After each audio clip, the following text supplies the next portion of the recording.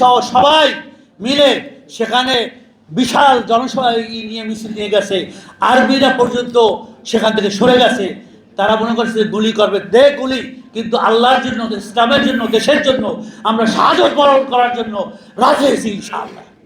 ইসলামী আন্দোলন কোনো বাতিলের সাথে আপোষ করে না।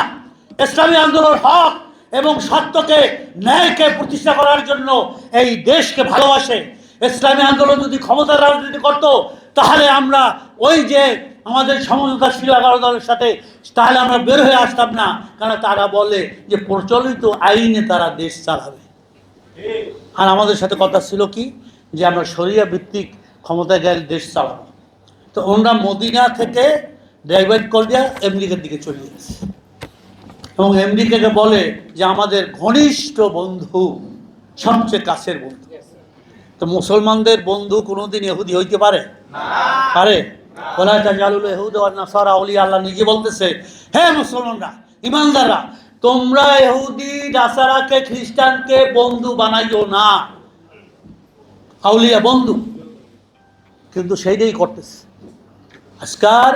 সেহেতু বর্তমান সরকারকে আমরা স্পষ্ট জানাই দিতে চাই, এই জুলাই সনদ এবং পিয়ারের যে উচ্চকক্ষ 100 আসনের যেই কথা ছিল, আসন ভিত্তিক, এগুলো যদি বাস্তবায়ন না করে, তাহলে ইনশাআল্লাহ আমিও আমাদের মহাসচিবের কণ্ঠে কণ্ঠে মিলেই বলতে চাই, আমরা রাজপথে আসব এবং এই বাতিলের এই যে নৃশংস মিথ্যা, যেটা তারা শপথ করছিল, জুলাই সনদে সবাই সিগনেচার করছিল ওই সংসদের সামনে, ডক্টর ইউনূস তখন এই ছিল আমাদের প্রধান উপদেষ্টা, তখনের কথা ভুলে গেলে চলবে না।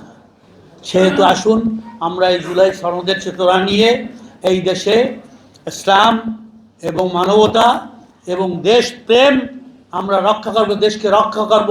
যারা আজ এই দেশকে শেষ করতে চায়, এখান থেকে আমাদের ইসলামিক সংস্কৃতি, তাহজিব, তামাদ্দুদকে চিরতরে বিদায় দিতে চায়, তাদের মোকাবেলা করে আল্লাহু আকবারের ধ্বনি দিয়ে আমরা প্রয়োজনে তাদেরকে এই কলকাতা সব আমাদের, এবং ওই পারে যা আছে এই সমস্ত 7 সিস্টার যত কিছু আছে, এগুলা ওরা যদি আমাদের এই পুশ বন্ধ না করে, তাহলে আমরা মুসলমান, আমাদের ইমান শক্তি অনেক বড়।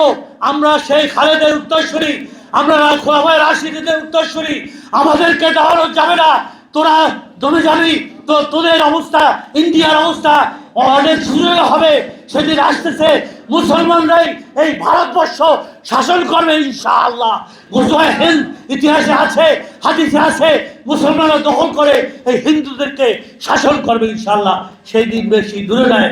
আসুন আমরা সেই ইমানের চিরবলে বলিয়ার হয়ে আমরা এই দেশটাকে জুলাই সনদের যা যা কিছু ছিল ওগুলো বাস্তবায়ন করার জন্য আল্লাহ রাব্বুল আলামিন আমাদের সবাইকে, সমস্ত রাজনীতিকে যা ওয়াদা করছে, আমরা যদি সেটা করতে পারি, আল্লাহর কাছে এই দোয়াকে এবং আপনাদের সাংবাদিক বন্ধুদের লেখনী এবং প্রিন্ট মিডিয়া এবং আপনার ইলেকট্রনিক মিডিয়া সবাই এ ব্যাপারে আপনারা কাজ করবেন এবং হকের উপরে থাকবেন, দিনের উপরে থাকবেন, আমরাও থাকবো, যাতে করে বাতিল মাথা চারা দিয়া না উঠতে পারে।